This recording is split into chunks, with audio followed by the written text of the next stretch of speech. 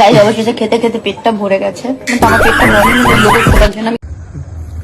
তো বন্ধুরা, আমি আপনাদেরকে কিছু কথা বলতে চাই।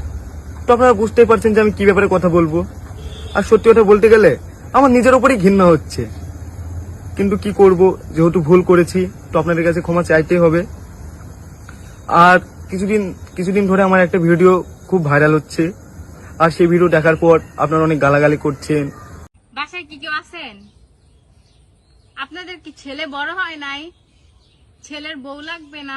এদেরকে কিছু বলবো না গাইস, এদেরকে একটা কথাই বলবো, এদেরকে ঠেলা দিয়ে খেলা শেষ করে দেওয়ার দরকার। হেট পাগল সুদা।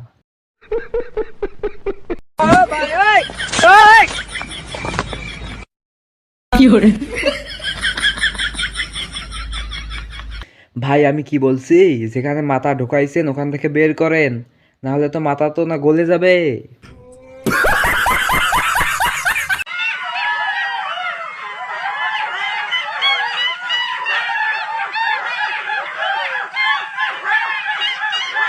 আমাদের কপালে একটা জরিল নেই, আর এই দাদু গ্যারেজ নিয়ে বসে আছে। বাহ দাদু বাহ। তো বন্ধুরা, আমি আমার একটা বাজে ভিডিও কিছু 13 তারিখ থেকে সোশ্যাল মিডিয়ায় খুবই পরিমাণে ভাইরাল হচ্ছে। তো ভিডিওটা নিয়ে আমি খুবই লজ্জিত। অ্যাকচুয়ালি ভিডিওটা আমি করেছিলাম। এই ভিডিওটা আমি করেছিলাম, করার কারণ ছিল আমি আমার বয়ফ্রেন্ড একটা রুমে ছিলাম, আমরা টাইম স্পেন্ড করছিলাম, তো সেইভাবে মজায় মজায় আমরা ভিডিওটা করেছিলাম। তো করার পর সেই ভিডিওটা তখন সোশ্যাল মিডিয়া আমাদের খুবই কাছের একটা বন্ধু আমাদের সাথে বেইমানি করে ভিডিওটা ভাইরাল করে দিয়েছে।